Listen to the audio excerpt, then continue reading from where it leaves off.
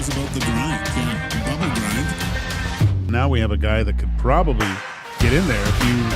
It's game day. The Edmonton Oilers hit the road once again.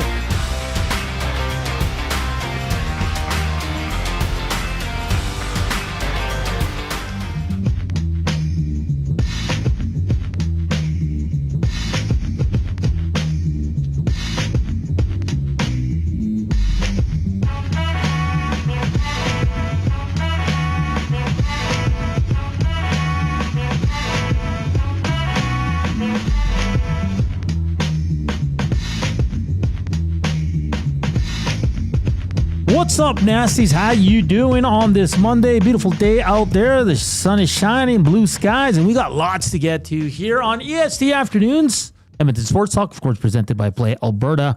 Your codes for September. All you got to do is deposit $50 and get a $50 free bet using promo codes EST Sports and YG50. Hit us up on the Nasty Chat. Slam that thumbs up. And hit us up on the River Korean Box, 780-218-9999. It's Joaquin, Gage, Zach Kubish, the producer, Hernan, Salas, here with you.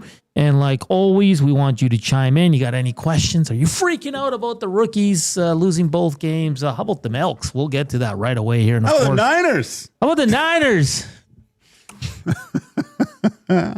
Mac, baby. He's back. So lots to get to on the show. Reid Wilkins, 140, will join us in studio. We're going to talk about the Elks, the Oilers, and a little bit about life, Joaquin. And 220, it's going to be Preston Hodgkinson. He's the Oilers reporter for the Daily Hive. He was all in on the rookie games. We'll get a good idea of what happened there. Some good performance and some not so good. But you got to take these two games with a big grain of salt. And on Wednesday, the big boys report. And we'll see if Connor McDavid get something done this week. Joaquin, what's shaking, my friend? Busy weekend, man. Busy. I was working the old Morgan Wallen concert, you know, and man. Well, I didn't know any of his songs. I'm not too familiar with it. Right? And it was packed. Oh, baby. It was that concourse isn't designed for 60,000, I think. I was telling you, I saw videos and like it was getting close to suffocation levels for some people, and that's very scary. It's got to be a better way. But they made a big mistake too because they opened the doors at 4:30. He's not on until 9:30, and there's other acts, right? Yeah. But there's these breaks in between acts. The people don't do well in the heat drinking for 5 hours. I'll tell you that much. No, and you know what? So Friday, I went for a run. So I got home and I had to go get supper. And there's a place 2 blocks from where I live. It's called Panini's. So I'm like, I didn't want to walk because it's not close enough to walk. And I was like, I'm going to take a quick drive because I saw the traffic wasn't too bad. But then when I'm turning in, the amount of people that know there's no parking around Commonwealth blows my mind. 100 cars all doing like, guys, there's no parking here. Like, are you new to the city? Like, oh, maybe they were. Maybe they drove in. Who knows? But that area, Joaquin, was a disaster. Oh, it was. Because remember when I was leaving there and I was thinking, oh, God, I got to get in there. And it was actually pretty smooth. But there was an accident right here that I got caught behind. I'm like, no way. And then, but as soon as you got close, like so many roads were blocked off. And actually, I hit it because I know a few spots where you can park around there just from going down there for so long.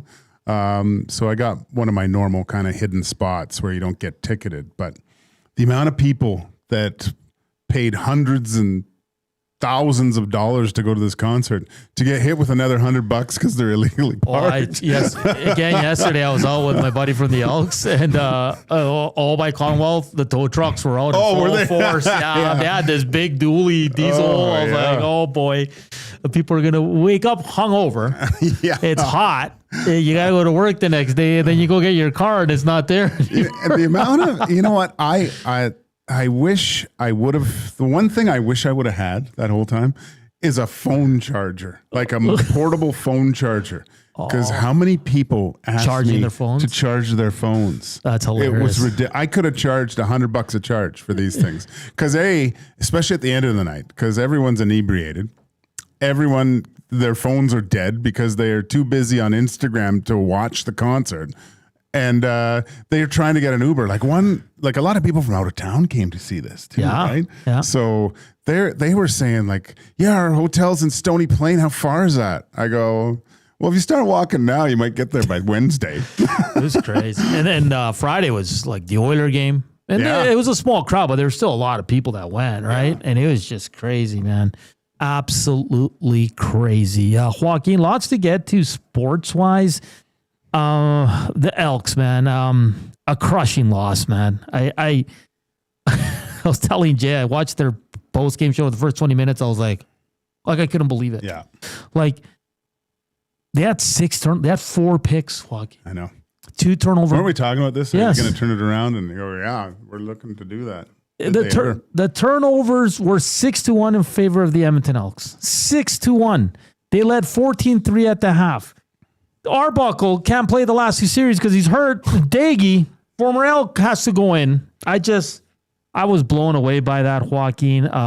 You saw when they won, head coach Ryan Dinwiddie and Jared Daggy, who got cut by the Elks this year, they just went right up in the face of the Elks. I know. And well, I didn't get that.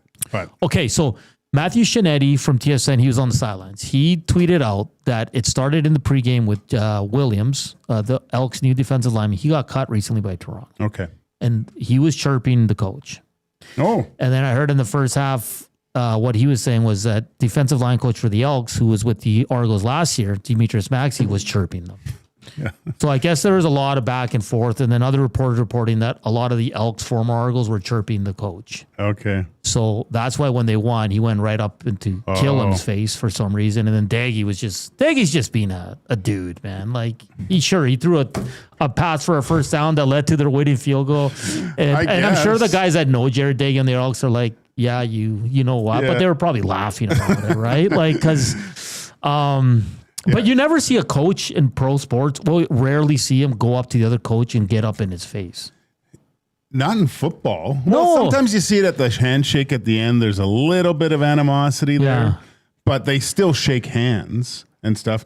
Don't go and do the kicking motion. Like, what was that? Why did he do the kick? I don't know.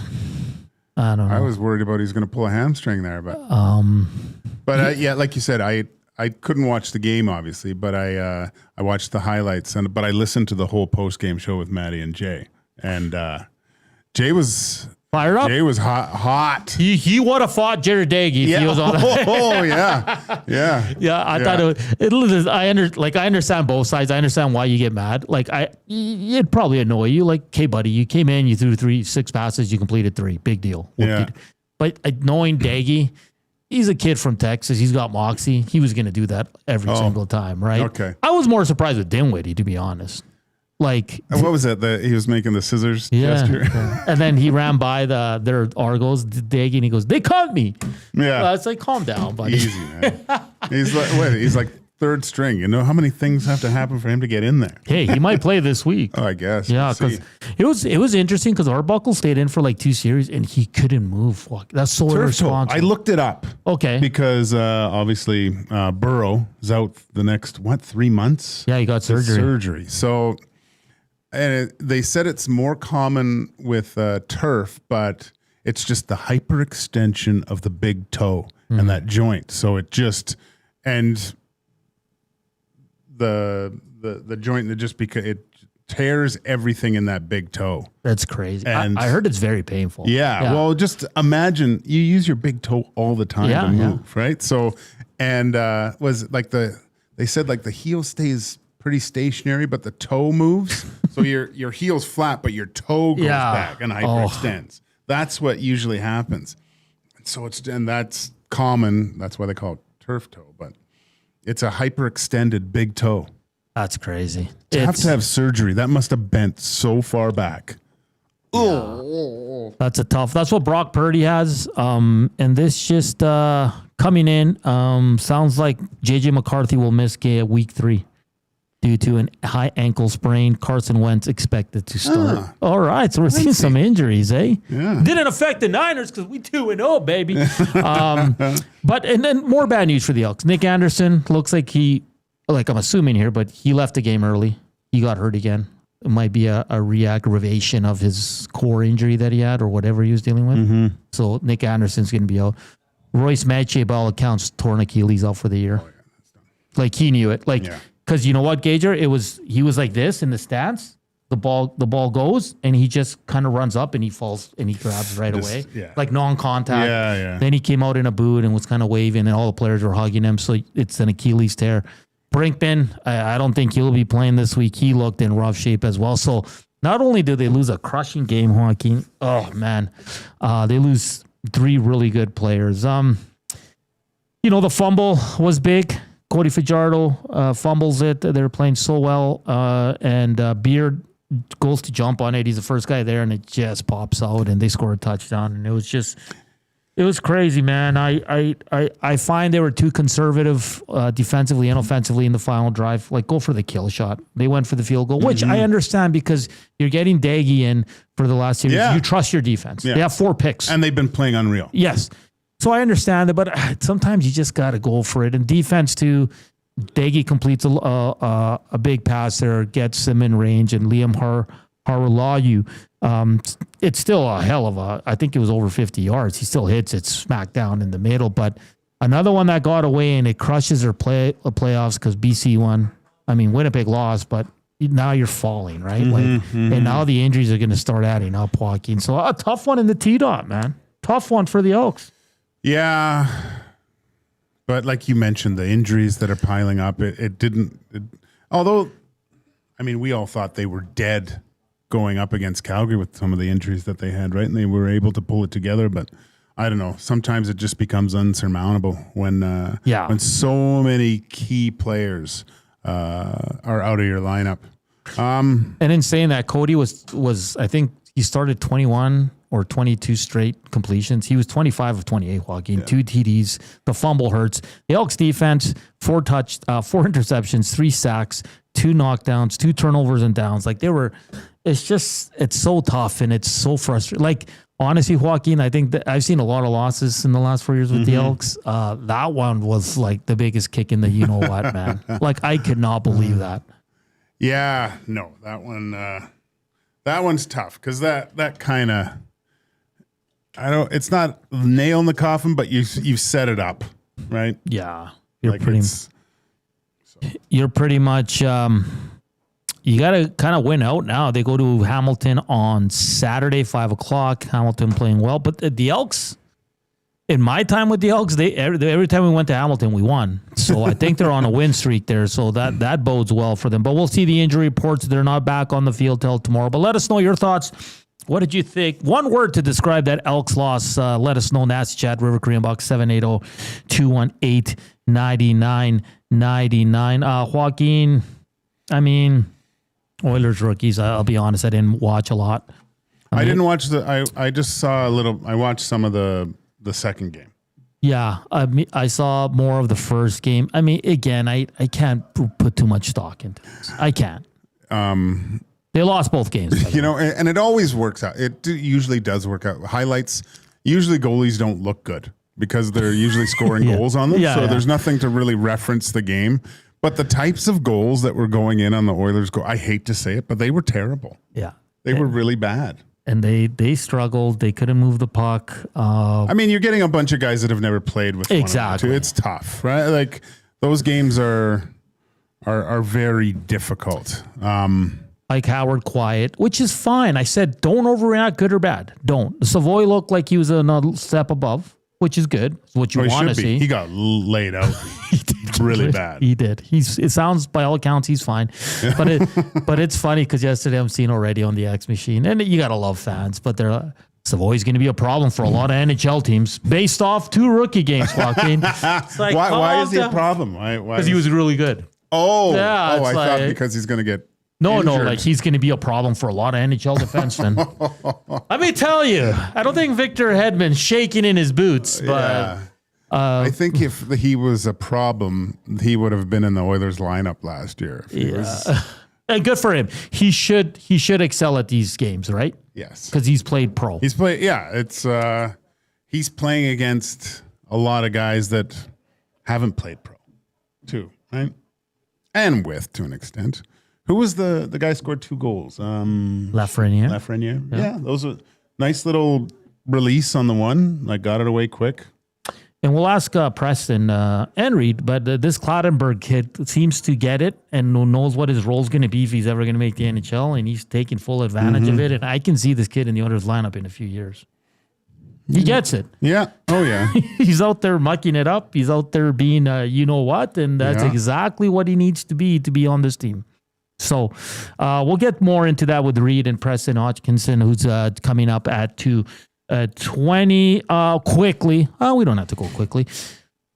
You got me into that fight on Saturday. Hell of a fight, I'll be honest. Unreal. I thought Netflix did a great job. The intros were a little too long. I was like, come on, let's just get going here. Yeah. I loved it though. Both fighters come out to Mexican music. I thought it was great. I thought I was like, what's this mariachi band doing with Crawford's coming out? And then he came out to that song. But yeah, I don't know if you remember Mayweather came out in full against De La Hoya or something on Cinco de Mayo. Yeah, everybody wanted to kill him. Yeah. Well, not everyone, just people from Mexico. But if you that song is the song from the Antonio Banderas movie with was it the Mexican or what's it called? It's not the Mexican. No, that's Desperado. Desperado. Yeah, where he's the hitman. Yeah, and he comes out with the guitar case. I think that was kind of to allude he was the hitman. What was it? Which song was it? Mexico lindo que. Was it that one? Sing it again, please. Mexico lindo que. No, I don't think it was that.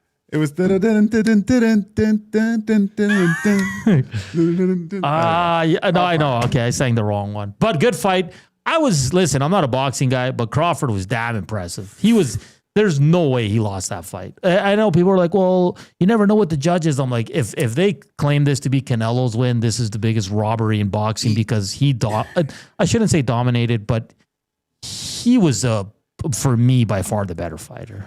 Canelo, like I said to you before, he's been dining on too many British fish and chips from the UK and was able to just hit them at will, and they weren't Terence Crawford, essentially. And he could eventually just, even though Canelo would get hit by these guys, he could walk through them and pound away and eventually win. Yeah. Because to tell you the truth, Canelo looked a lot like, Crawford looked a lot like Canelo did in the first Golovkin fight, where he was kind of more boxing, you know, and then realized he could trade a little bit with Golovkin. And that's what... if there is a next fight, I'd be interested to see, because Canelo just thought he could outpunch and beat this guy. But that 6th round, man, when Crawford finally said, you know what, I'm standing in there with you, and we'll trade a few times. And Canelo would hit him once, and all of a sudden Crawford kind of would hit him 4 times after that. Yeah. Really snapped his head back a few times.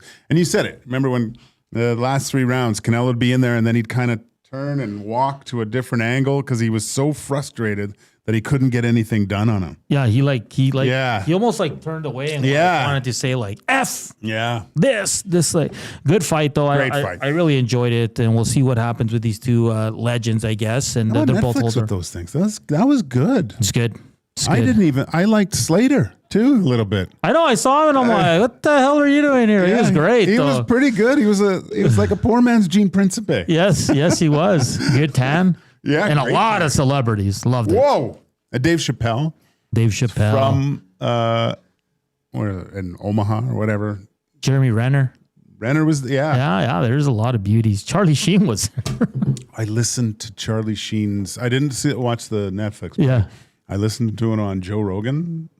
Say what you want. He's turned his life around a little bit, and he's kind of funny. He can kind of talk about what he went through, but I didn't mind it. Yeah, watch the doc, man. It's number 1 on Netflix. Oh yeah, it's crazy, man. It's crazy. There's a book too. Yeah. Yeah. All right, we got to get to a break. Coming up next, we will we'll continue the Oilers Elks talk, of course. Did you watch the fight? There's also some new third jerseys out there as well, so we'll take a look at those. Hey, Corey Perry out 6 to 8 weeks, got injured. Is it 6 to 8? I saw he got injured. Yeah. I didn't know the length. 6 to 8.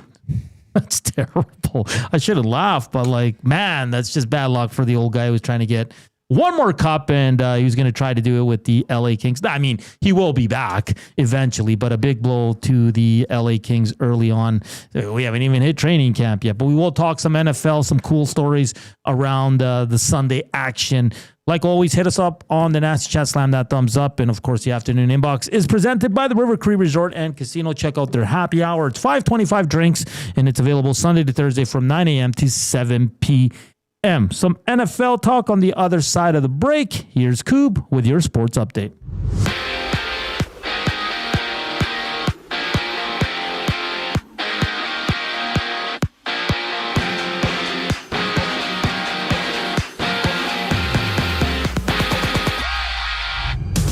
J.J. McCarthy suffered a high ankle sprain during Minnesota's loss to Atlanta last night. He's considered week to week, with Carson Wentz the expected starter for the Vikings against the Bengals in Week 3. While in Washington, Jane Daniels is questionable for the Commanders' next game against the Raiders with a knee sprain he suffered Thursday night in Green Bay. And it's a Monday Night Football doubleheader. Houston plays Tampa to open the night at 5 o'clock. Las Vegas and L.A. have the late game with Justin Herbert's Chargers challenging the Raiders at 8. Catch both games down at Selly's Sports Bar and Lounge at Century Casino on Fort Road. Lieutenant Eric is down there every Monday and Thursday night all season long. In Florida, the Jays take on the Rays for the first of 4 games. Trey Savage makes his MLB debut for Toronto with first pitch just after 5:30. Elsewhere, the Yankees face the Twins. New York sits second in the AL East, 4 games back of the Jays entering the contest, and the Cubs and Pirates also duke it out before the Astros meet the Rangers. This sports update is brought to you by the Edmonton Elks. Get some Double E football action this season with the Elks' next home game coming September 27th. Tickets start at just $20. Get your tickets now at GoElks.com. Some NFL conversation brings us back after the break. I'm Zachary Kubish, and you're up to date. The Nielsen Show with Lieutenant Eric. Dwayne Ford. Edmonton has this game kind of in control. And then you look at the scoreboard and go, why is this game so close? There are no moral victories. You know, I'm a believer very much in process. They did a lot of good things. An Edmonton team that has not generated a lot of turnovers defensively all year. And to think that they went out and dominated in that regard and it didn't pay off for them, that was a tough one. The Nielsen Show with Lieutenant Eric. Weekday mornings 6 to 9. Only on Edmonton Sports Talk. Your clear choice for Edmonton sports. Since 1952, William Huff has been the heartbeat of Edmonton's advertising world. From humble beginnings to a citywide powerhouse, we've been the go-to for signage from print to design and installation. Partnering with Edmonton's top sports franchises and major events, we've helped shape the city's global reputation. Our secret? Unmatched customer service, decades of experience, and a passion for excellence we call the William Huff Advantage. Visit us online at williamhuff.com. Fall football in your living room just became the fan zone. Before you move in the giant screen, make space to cheer on your favorite team with Sentinel Storage. Try 4 weeks free at sentinelstorage.ca. Lobsterfest is back at the Canadian Brewhouse, Saturday, October 4th at 6 p.m. A pound and a half of fresh Atlantic lobster with all the fixins for just $49.99. Pair it with a stein of Alexander Keith. Details at thecanadianbrewhouse.com. The leaves are turning, and just like golf season, time is running out to get in on Play Alberta's biggest offer ever. For a limited time only, new players can get up to a $1,000 casino bonus when they sign up. There's never been a better time to join the fun. Visit playalberta.ca today to get started with casino, sports, and lottery all in one app. Must be 18 plus to play. Remember, if you gamble, please use your game sense.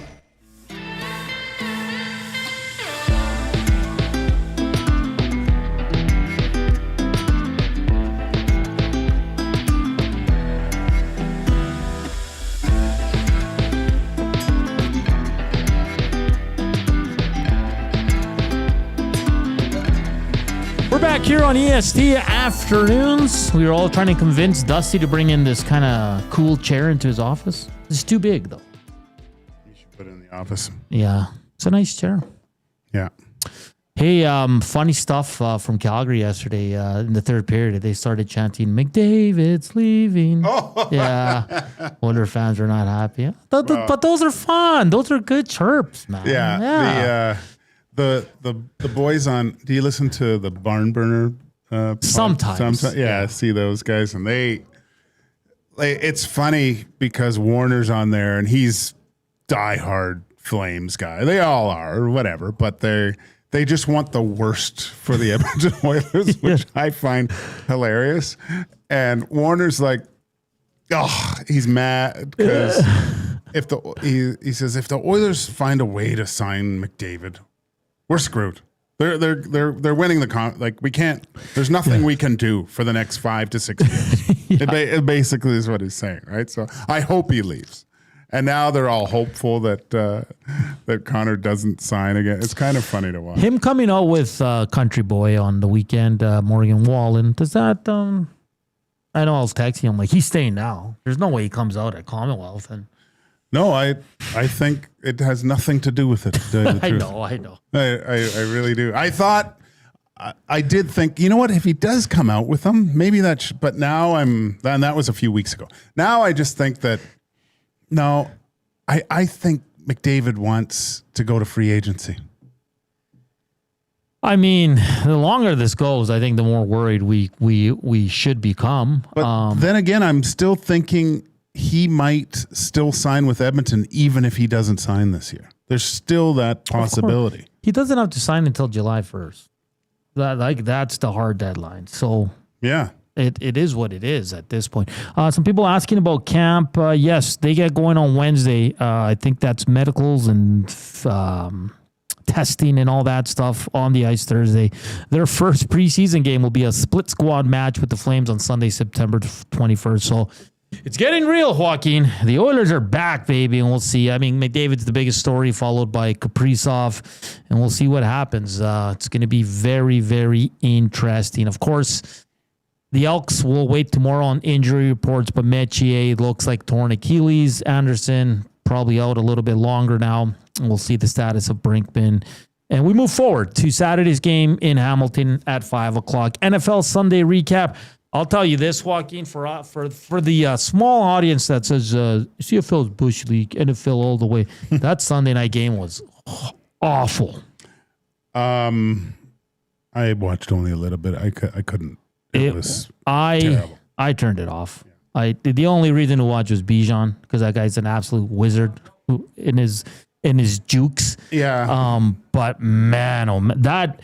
If you think that's good football, oh boy. Even Chiefs Eagles, watching it, I was like, it was terrible. Boring. It was so bad. It looked like two teams that were like frozen for like 2 years and then came out and tried to play football again. It's just not exciting football. No. And those idiots from the Chiefs, I'm sorry, but like in the pregame they were wearing free Rashid Rice.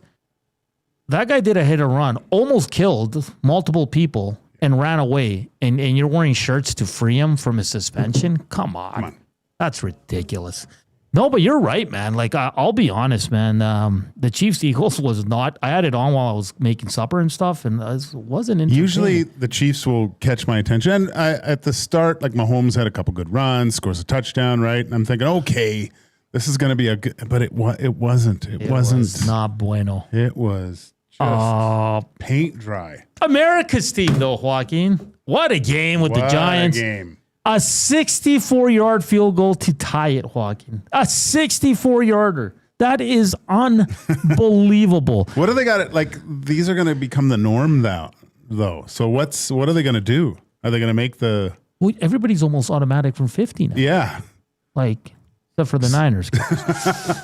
So do you make the goalpost smaller? No, I mean, good on them. I mean, Aubrey's probably the only guy that can hit it. I think he's hit 260 plus. Yeah. And the rest of the NFL in the history has only hit twice. Like, this guy's unreal. And then they win it in overtime.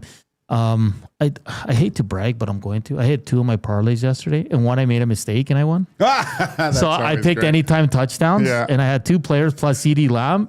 And then I'm like, how did I win? And then I picked them not to score.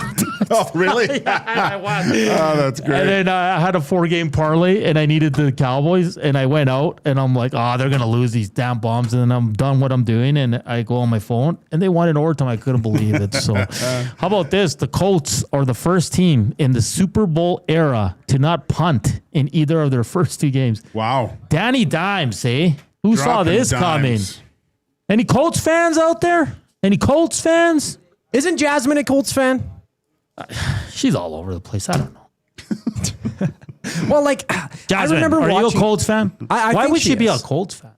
I don't know. I mean, you pick a team, right? You got to stick with your team. I thought Jasmine would be more like a Cowboys fan. Cowboys. Kelsey fan. A Kelsey fan. Yeah. Because of Swift. Yeah. Exactly. But like watching Daniel Jones on the Giants, you saw flashes of his potential and why he got so much money in the first place out in New York. And then it just shut down. And the fact that he's out here, like the sudden resurgence of his career after playing so terribly over the last couple of seasons, it's unbelievable to see that. And what a stat that is for Indianapolis, man. Indiana Jones. That poor punter, man. He's just making money and doesn't have to do anything. That's great. That's a great job, eh? Your team is so good offensively, you never have to do your job. Okay, so Bills, Ravens, Lions, they all win big. Yeah. I mean, we all knew that was going to. Bills beat up on the Jets. Ravens beat up on the Browns. The Lions beat up on the, not beat up, they destroyed the Bears. And the Lions fans chanting some not so nice things to their former OC. A little uncalled for. But yeah, Joe Burrow's the big one, out 3 months. That's your guy. We'll see what they can do if they can stay above water. They still won, but barely. Miami's in a mess. Tyreek looks frustrated. Tonight, doubleheader. Ooh, Tampa Bay at Houston should be a good one. Your boy, Baker. And then LA Chargers against the Las Vegas Raiders should be another fun one. So it's going to be good. Did you see the New York Giants? So the New York Giants offensive lineman took 4 penalties on one play. He got benched. But we can't show it on the show, Joaquin, because it's we get flagged. Yeah. But I gotta. This is hilarious. Like, look at this play. Okay, so offensive lineman's like this. Boom, the ball goes. The guy's coming at him, runs this way, and he smacks him upside the head. Full slap to the face. I've never seen that in football. That's like his frustration. Like, I'm done. I'm not gonna play any more of this game anyway. I'm gonna slap whoever comes near me, man. That was hilarious. Oh, that's good. Oh, man. So, I mean, Steelers lose. Aaron Rodgers, not too bad. It was a good game against the Seahawks. Yeah, the unfortunate pick at the end there. Yeah. Unlucky bounce going through the hands. It's tough. Aaron Rodgers, man, still look pretty good. Yeah, Steelers were fun. The Steelers were okay to watch. They've been a lot more fun to watch this year. With Aaron. Yeah. And my Niners, got to talk about them. I know they played only New Orleans, but Mac Jones comes in, three touchdowns. They lose the best fullback in the game in Kyle Juszczyk. They lose him now too, Joaquin. They lose one of their starting offensive linemen. I'll take 2-0 on the road against, not the best competition, but hey, man, you got to start somewhere. So we'll see what happens. There's a lot of injuries, man. There is, man. There is. It's going to be interesting to see what happens here. Any movement. That's why there should be no preseason games. That's a good point. It's damn turf toe. Yeah. You ever have ice toe? Because you played on ice. No. I don't think there's such a thing. Oh, you know what? I think maybe the equivalent to turf toe for a hockey would be lace bite. Oh. So explain. Lace bite is tying your skates because usually the skin on top of your feet is quite thin and all those tendons and stuff. So you're tying tight, and just the constant rubbing and can inflame all the tendons in there. And it sucks. Like you can you'll see guys and they'll put big foam inserts. Well, who knows what they do now? They probably have, there's gel packs and socks that you can put on but you still feel it. Yeah. And there's nothing you can do except not put on your skates for like a couple weeks because every time you pull tight, it hurts. It's awful. I would get it by kind of like February, March, because every day, like putting on your skates. Sometimes twice, pregame skates. Yeah, your games, feet, man, just get trashed. I remember Dusty when he played in that world's longest game said his feet were destroyed. Oh, so, yeah. Can you? That would destroy my feet. Because hey, you're not playing all the time. Yeah.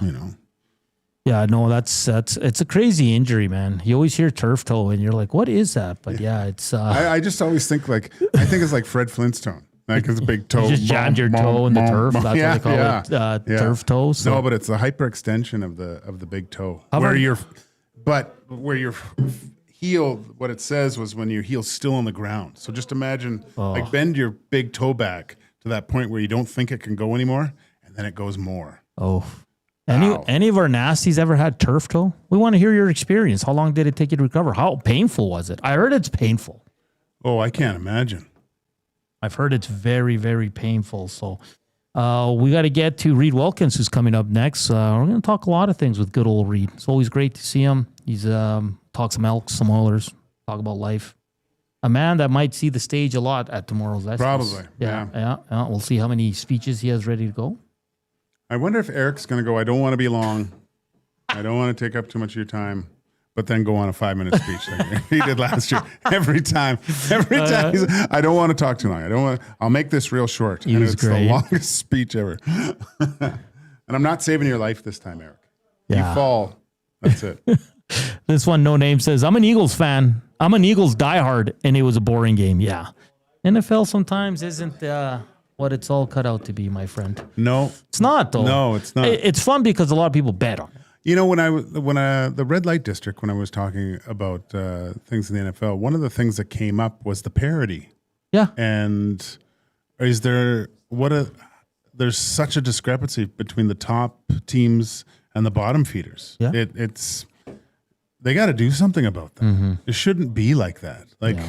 There's a handful of teams that are great. Yeah. But then the lower teams, there's no chance. But they could be great, but are they exciting? Like, do you know what I mean? Like, we're talking about the Eagles, Chiefs, great teams, but they weren't exciting yesterday. They were boring. But then, if you're winning, it's always... Yeah. So, like, the Steelers they're not the most fun to watch last year, right? But they were winning. Yeah, exactly. No, that's fair. That's fair. And you always find your team exciting no matter what. Right? Whatever. Because that Niners game was awful, trust me. Hey, portions of this hour brought to you by the Canadian Brew House. Make your birthday legendary at the CBH. Epic food, killer drinks, and a vibe you can't beat. Plus, get free nachos with their app. Book your party now. The Canadian Brew House. Our house is your house. Hey, start bumping these views up, downloads. If you ever miss anything on any of the shows here at EST, just go to Edmonton Sports Talk on Spotify, Google Play, Apple. Download the shows and follow them. All you got to do is hit that follow button. All it does is push our content to the top. And also, tell a friend about us. Tell them to come watch us on YouTube or listen to us on iHeart or the TuneIn radio apps. And, of course, the Dustin Nielsen Show you can listen to on Cruise FM. We're back after the break with the one and only Reid Wilkins here on EST Afternoons.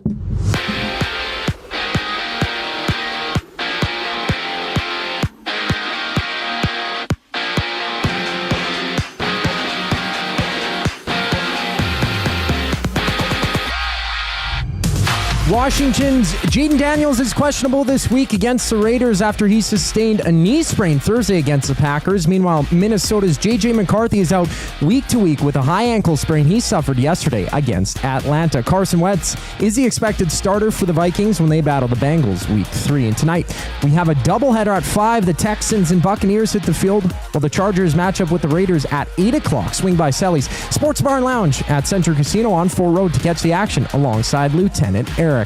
In the majors, Trey Savage makes his MLB debut for the Jays as they open their series with the Rays. First pitch goes at 5:35 with Toronto holding first in the AL East, up 4 games on the Yankees, who played the Twins at 5:40. And for the Jays, Jose Barrios has been nominated for the Roberto Clemente Award.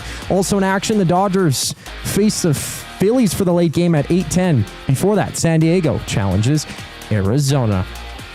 The one and only Reid Wilkins checks in on the other side of the break. I'm Zachary Kubish, and that was your sports update. The EST Hangout. I think that if this city can just be a little patient, I think there's going to be some Grey Cups coming our way. Because the people that are running the organization are that good, I said they're going to get off to a slow start, but by the second half of the season, they're going to get on a big roll, they're going to sneak into the playoffs, and they're going to be a team that nobody wants to play. The EST Hangout, presented by Sentinel Storage. Weekday mornings 9 to 11, only on Edmonton Sports Talk, your clear choice for Edmonton sports. When gambling, set a budget before you play. Stay informed and visit GameSenseAB.ca to learn how. Remember, if you gamble, use your game sense. Weiss Johnson, whoa. Hi, Dennis from Weiss Johnson here, and we're excited to be partnering up with the Nielsen Show and have a special deal exclusive for Nielsen Show listeners. Get 10% off any new Trane furnace, air conditioner, or heat pump installation from now until the end of October. Bundle a furnace with an AC or heat pump and get 25% off the package price. Get your home comfort now for all seasons with Weiss Johnson and Trane. Trane, it's hard to stop a train. Visit wjsportstalk.com. Your home for live music and great performances is the River Cree Resort and Casino. Just wasting gas. Whoa, blurring them dotted lines, killing. Don't miss 3-time CCMA Performer of the Year, Dallas Smith, Unplugged, November 1st at the River Cree Resort and Casino.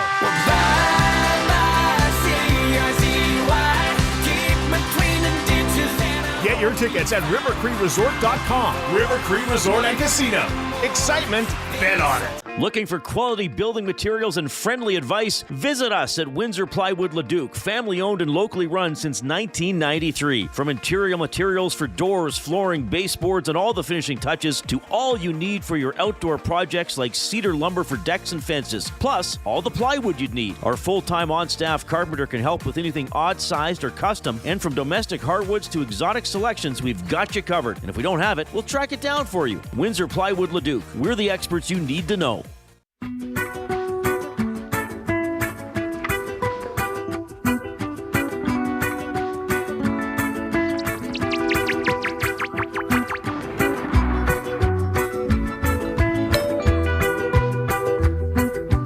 We're back here on EST Afternoons on Edmonton Sports Talk. Joaquin, Gage, Hernan, Salas with you. Producer Zach Kubish in the house. And the lovely man in between us is the one and only Reid Wilkins. Reid, thank you for taking the time to join us today. Hey, thanks for asking me. Yeah, of course.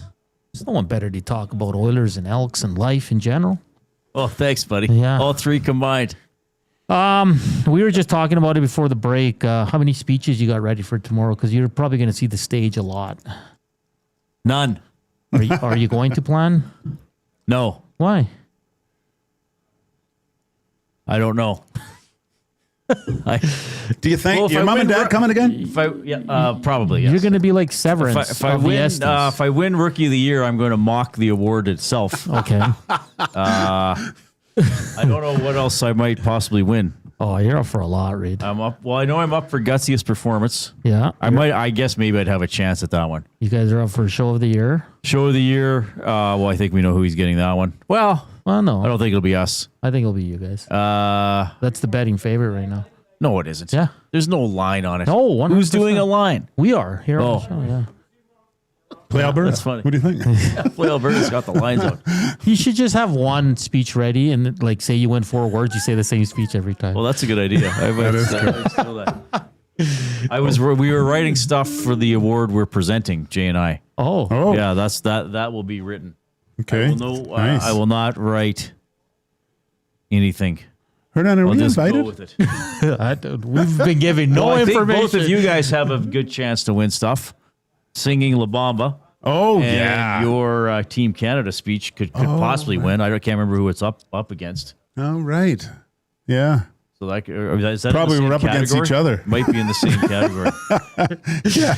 We're presenting separately though too. Are we? Yeah. Shoot. Yeah. I thought it was together. Jay and I are doing one each separately, but then we're doing one together. Yeah. Is that what you guys are doing too? No. Oh, okay. Like Joaquin said, we barely got invited to this. Well, your Canada rant was pretty epic, and your La Bamba performances. Yeah, but it's you going up against Coob and Josh's rap song, which is outstanding, and then Slosh Clausen. Oh, okay. Yeah. And then I can't remember who the other one is. Well, whatever. It's fun. Yeah. It is what it is. It is what it is. But no, I'm not. I will not. I won't write anything. Maybe throughout the day, I'll try to maybe think of something that could be humorous, if at least to me, if nobody. Well, I say a lot of things that are humorous to me that nobody else finds humorous. So maybe something in those categories. Or I'll just quite a quote. Oh, sorry. No, go ahead. Well, I could just try to quote other Oscar-winning speeches. Well, this is not the Oscars. Like, I don't know why this always stayed with me, but when Oliver Stone won for either for Platoon or Born on 4th of July, he won director or screenplay. He said something like, "I want to thank everybody who remembers that Vietnam is not a place; it's a state of mind."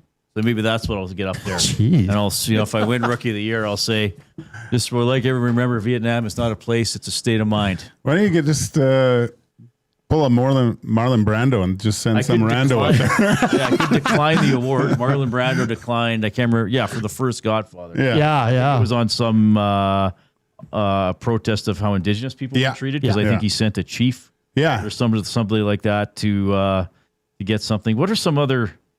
Well, I mean, I made fun of the La La thing, the La La Land Moonlight thing last year, and then Jay and I had the wrong envelope. For real, for one of the awards. Yes, we didn't read out the wrong winner, but I read the nominees, and then Matt was like, "No, it's the other one." What's the? Remember when Elizabeth Taylor didn't know the Gladiator won, and she was just like, "Gladiator!" Oh, really? And somebody was like, "It's Gladiator." I mean, she was quite elderly at that time. Yeah. What was the Italian guy? He won. Roberto Benigni, and he walked over people. He was in funny. the middle of the audience and went. I mean, I could kiss the presenter Adrian Brody and Halle Berry. I could do that. We'll try to get Halle Berry in here for you. I mean, obviously the guy, I wish I remembered his name, the deaf actor that won for Coda. Now we're being serious. His speech was amazing. Yeah. That's such a good movie. That he saw. I still haven't been able to see that. Really? So I can't get it on any streaming. I don't know where it is. I saw it on streaming. Yeah, I did too. Let's look. I It think up. it was Apple. I don't have I think Apple. it was Apple. But his speech, that was a tearjerker. Now it was he signed it and he had the interpreter reading it. But it was pretty, because he talked about his father, who I think had recently passed away, encouraging him to act and stuff like that. Speaking of speeches, did you watch any of the Emmys last night? No, I didn't. Did you? Okay, obviously you didn't. But I don't know if you watched the show Adolescence. I haven't seen it either. But the kid won. The kid from Adolescence. He's a young British kid. And it was like everyone stood up and gave him a standing ovation because he was up against some heavy hitters, right? And for a young kid. But I guess that show was filmed all in one take, too. Oh, no way. Yeah, I didn't know that. Geez. So I'll have to check that out. I Did Severance cleaned house, right? I don't know. I was in and out. I think Severance did well. The studio won Best Comedy.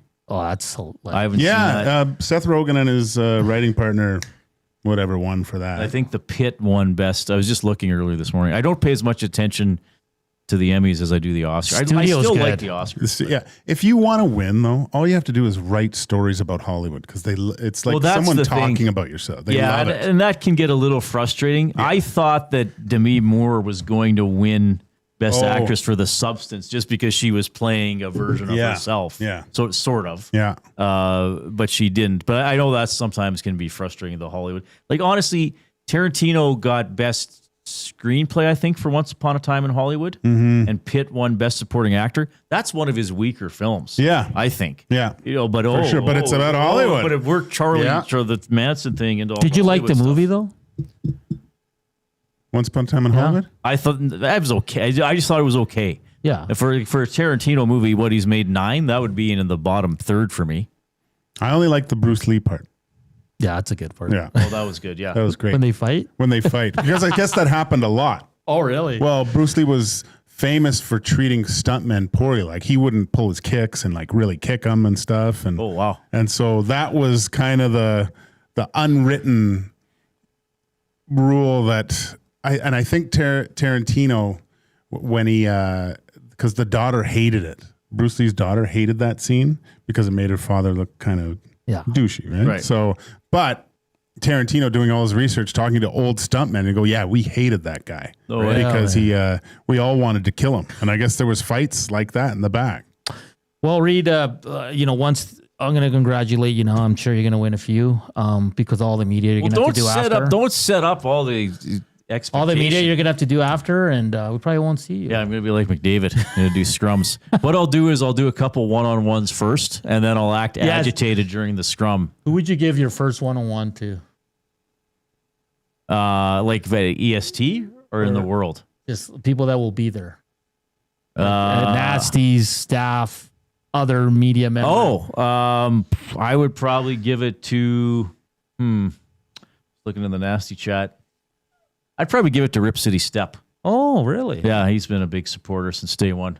I'd give him a one-on-one, and then I'd give probably Jay a one-on-one. Rip City Step says in the nasty chat, Reid is gentleman's sweeping the Estes. Oh my God. I might walk out if that gentleman's sweep show wins show of the year, episode of the year. That would be a funny part, and maybe it's too late to implement it, but you know how they all go backstage and do the interviews? Yeah. That's what we should have. After someone wins, they should go get interviewed afterwards. I think that'd be cool.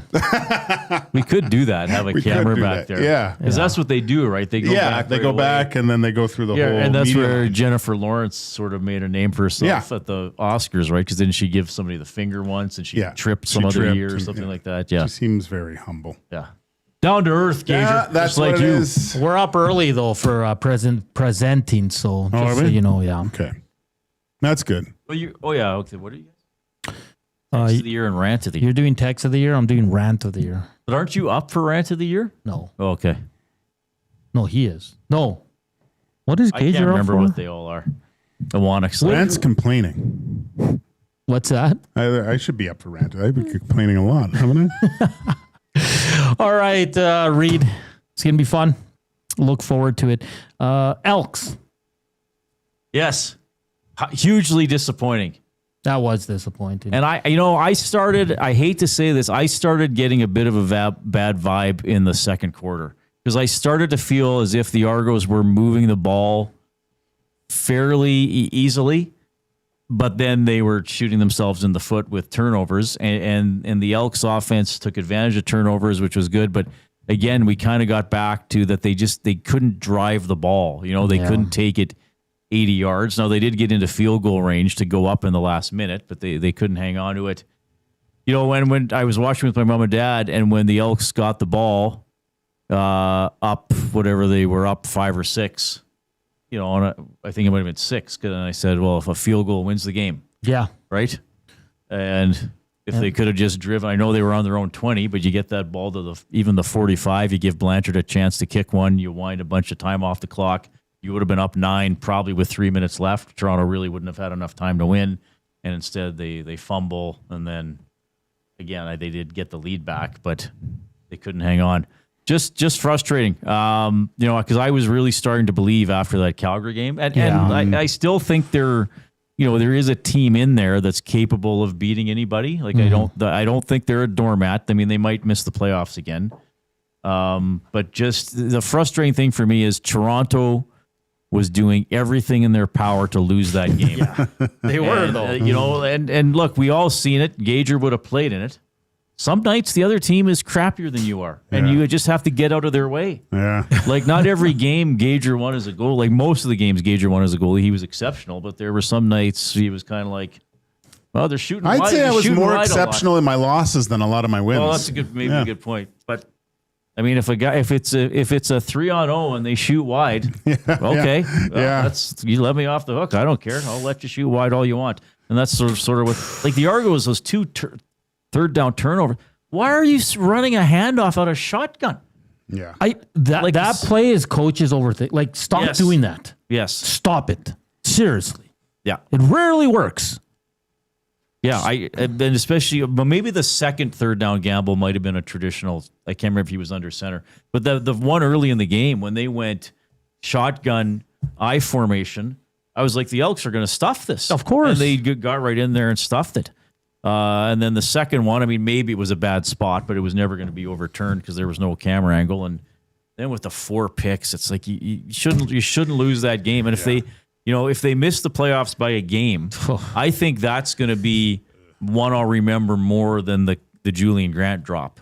That's a good one. Because, that was a back and forth game, and, that would have been with a minute left when Hamilton still would have had more time. That was a game that should have been over.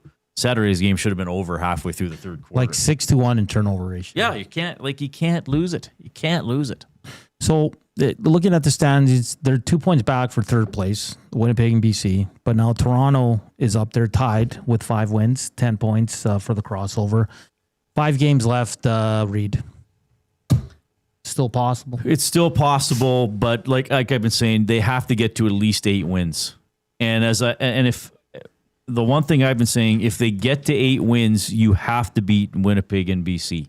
Yeah. And then maybe you have a chance. Like if now going 4-2 in these final 6 games is unlikely because now they could go 4-1 in the final 5. Tough schedule. And Hamilton's going to be very tough in Hamilton. And then I don't think they can beat Saskatchewan. I mean, if there was a game to me that's an automatic loss, it's that one, even though it's in Edmonton. And then you got the Winnipeg BC games. So, I hate to say this, they could be 5-10. And then they would have to run the table to give themselves a shot. And it was costly losing to Toronto because they get that 5th win. And don't underestimate the importance of Montreal beating Saskatchewan for them to get that 6th win. Yeah, Montreal is not clear of the crossover either. Yeah. But now they get a little bit of breathing room with that win over Saskatchewan. What do you think of Jay Milne, your co-host on the Reid Wilkins Show every day here, 3 to 6, sorry, calling Dinwiddie a scumbag? Oh, it's Daggy. Daggy, Yeah. a scumbag. Was it Daggy a scumbag or? I think it was Daggy. Okay. What? Or both. I think he was calling both scumbags, wasn't he? I think he retracted it later. Did he retract Yeah, it? he got emotional. Jay cares. He's an emotional guy. He conducted himself a certain way when he played, and he didn't like seeing that. It is... I was surprised Dinwiddie reacted to that extent. Yeah, me too. But again, there would have been tons of banter between the two benches during the game. The Elks certainly wouldn't have been angels in that situation either. Apparently, Demetrius Maxey was quite vocal towards Toronto.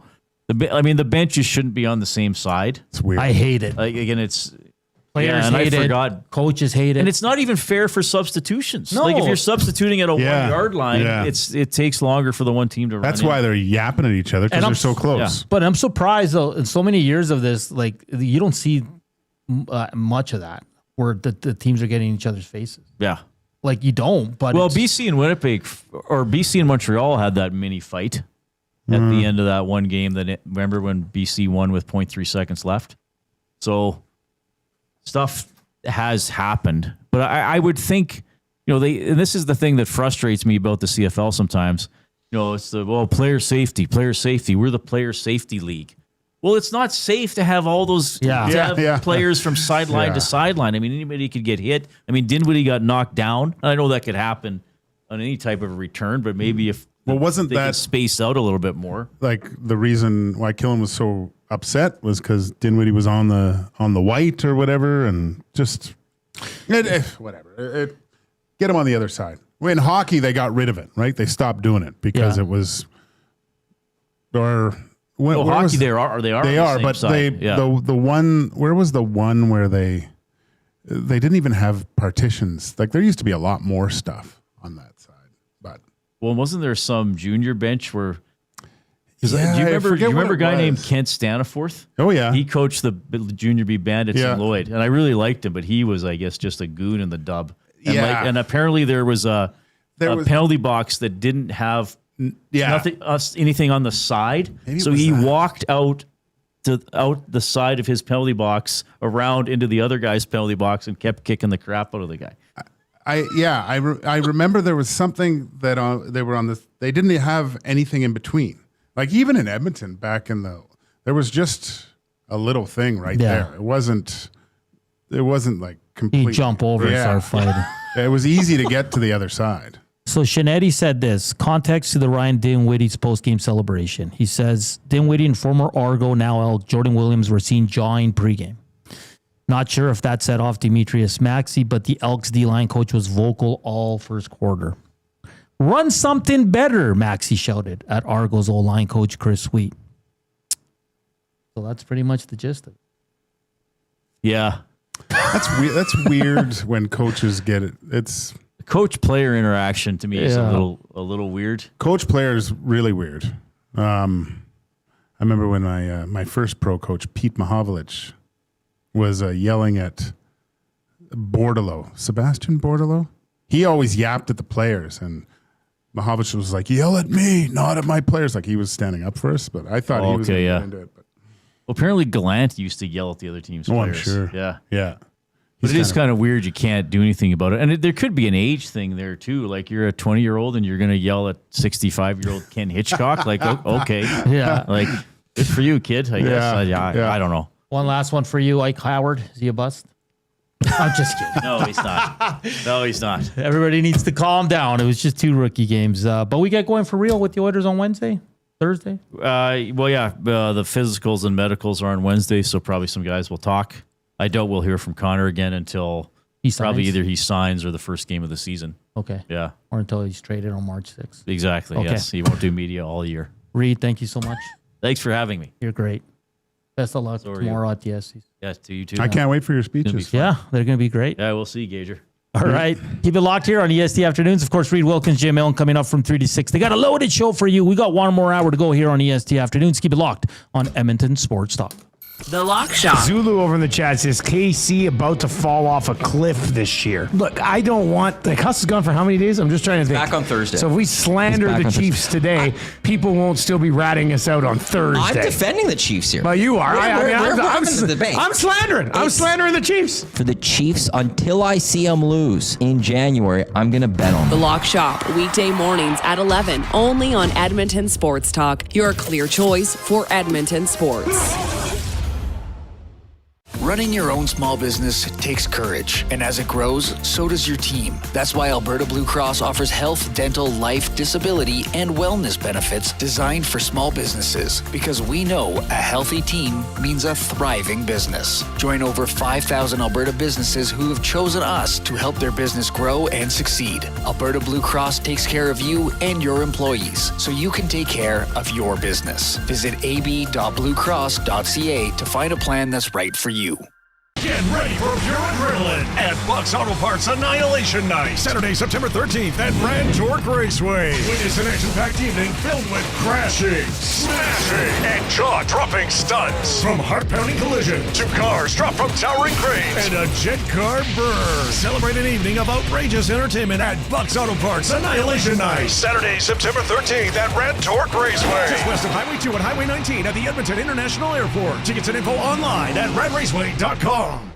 You've heard the name, but what does it mean? For over 66 years, William Huff Advertising has supplied signage from screen printing to digital to LED with design, production, and install in-house. It's a one-stop shop for all your signage needs. Edmonton owned and operated, William Huff has been trusted by the biggest companies and teams in the City of Champions and many others across the country to do the job. If you're looking for a way to get the word out about your company or event, they are the answer. Go to www.williamhuff.com. Their results speak for themselves.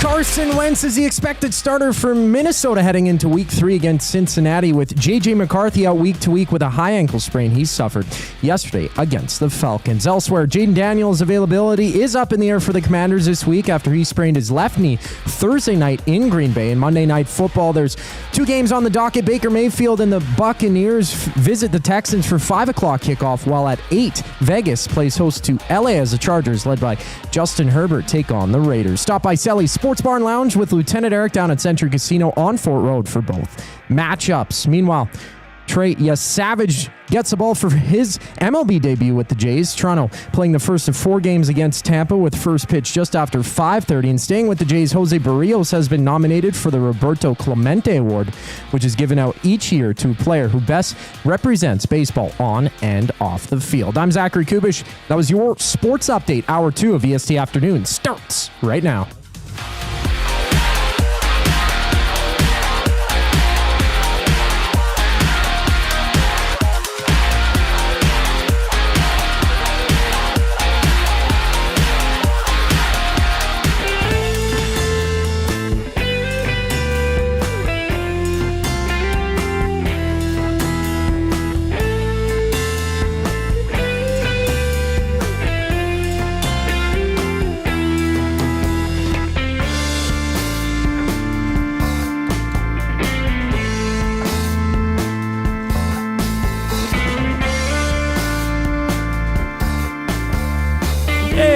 rolling along here on EST Afternoons. Hour 2. Hit us up. Nasty Chat. Slam that thumbs up for us. We're going to be asking for 100 soon. As soon as the Oilers start. We got to do it. We got to do it. It just puts more eyes onto the station, the show, and all that. So we appreciate it. If you can, slam that thumbs up. We got 100 watching. No reason we shouldn't hit 100 thumbs up. This hour, Preston Hodgkinson, he's the Oilers reporter for Daily Hive, does a great job covering the team. We'll get his thoughts on the 2 rookie games, kind of who stood out for the Oil. We'll talk about Connor McDavid, of course, contract situation. Is this a bounce back for Stuart Skinner? All that fun stuff. If you have any questions for Preston, send them to the Nasty Chat or the River Cree inbox. Of course, the afternoon inbox is presented by the River Cree Resort and Casino. Check out Steve-O, the Crash and Burn Western Canada Tour, coming to the River Cree on September 28th. All you got to do for tickets is go to rivercreeresort.com or hit up the River Cree box office. What's up, Coop? You ever check out any of Steve-O's movies? Well, all the crazy stuff he did? Yeah, well, probably Jackass? can't. Yeah, well, I didn't want to say it, you know. Oh, you got. Oh, he's from the Johnny Knoxville. Yeah. Oh, okay. Yeah. No, he's Really? the craziest of the bunch, I think. Yeah. Like he's done some unbelievable You'd things. probably like his book and stuff. He's sober now, eh? Yeah. Big time, like over 10 years. His parents were, well, like, is he Canadian or did his dad worked in Toronto? I think there's some connection to, but 'Cause he's an a Leafs American. fan. Yeah. Oh, really? Yeah, because his dad, I think his dad did work for like Molson back in the day. Oh. And he talks stories about going to Leaf games and sitting in the Molson box and just getting trashed as like a little kid. Those boys had a good time making those first movies, man. Do you remember, like I remember the first time I saw Jackass and I was at Overtime, but it was the old one just off of the White Mud there. By the old theater. By the old theater there. Red yeah. Robins. Yeah. Yeah. So, and I was in there and and they were doing these stunts and I couldn't stop watching. I was laughing my butt off at these guys because they were doing these ridiculous things. It was unbelievable. I think the worst one was when he was in the porta potty slingshot. I think that was him. I like when Wee Man kicks himself in the head. I don't know how they come up with half of those things to do. They just think of the craziest thing, and it's like, do you think somebody would actually do this? They would do it every single time. Like the one where Knoxville, it was Jackass, but it wasn't. It was actually a spoofy story where he was supposed to be like the grandfather trying to take his grandson. Bad Grandpa? Is that what it was called? Something like that, but yeah. But he went into a bar, and it was a black bar, and he has this old guy, and they started dancing, but he had those prosthetic testicles that were hanging really low and started like chasing people around the bar. I'm surprised they didn't kill him. But then it's funny because afterwards he showed them and what was going on because he had to get their consent to sign the paperwork, right? But oh my gosh, it was funny. Those guys are crazy, man. That's a classic movie. Yeah, that Bad Grandpa one. Yeah, I like that one a lot. That was more I recent. laughed so hard at that. Shows you my humor. It's just all potty. Supersize Indiana says the sweat suit cocktail and the yellow snow cone. That was just. Wait, doesn't he fight Johnny Knoxville fights Butterbean in a ball? Gets knocked out. The golf cart one. Oh, there's too many. There was one with snakes too, where a guy was freaking out. What about who's the guy that always was the male stripper all the time? He would take out. Was that Bam Bam? No. No, not Bam. Different guy. Yeah. Then one of those guys died. Hey, the one Bam's best friend there. I think so. Yeah, that was rough. The intros to those movies were phenomenal too, like classics. I think the second one was a big one. I enjoy Was that the those. shopping cart one? They're like, you know what you're watching. It's just to laugh and be like, what are you doing, bro? Yeah. I still think Wee Man kicking himself is the best. It's just because of the laugh of the guys watching them. They're just all sitting there having a drink. I know. And but the thing is, they were all such good skateboarders too. Like they could do lots of crap. Yeah. No, that's great. Rental derby car. Yeah, they'd rent cars and just trash them and take them back. I'm glad they're all still around. Yeah. Yeah, because that Steve-O guy, like, I know he's been sober and he's done books and he does, like, not conferences, but, like, he speaks to people. Yeah. Oh, he does a lot. Yeah. I saw something on, like, TikTok with Steve-O. He goes, listen, don't do acid, all right? You want to know what acid's like? And he got one of those hoses that grow as you fill them up. And he turned on the hose and the hose started like moving. Goes, there, that's what acid's like. Now you don't have to do it. What about when he takes a dump at the DUI store toilet?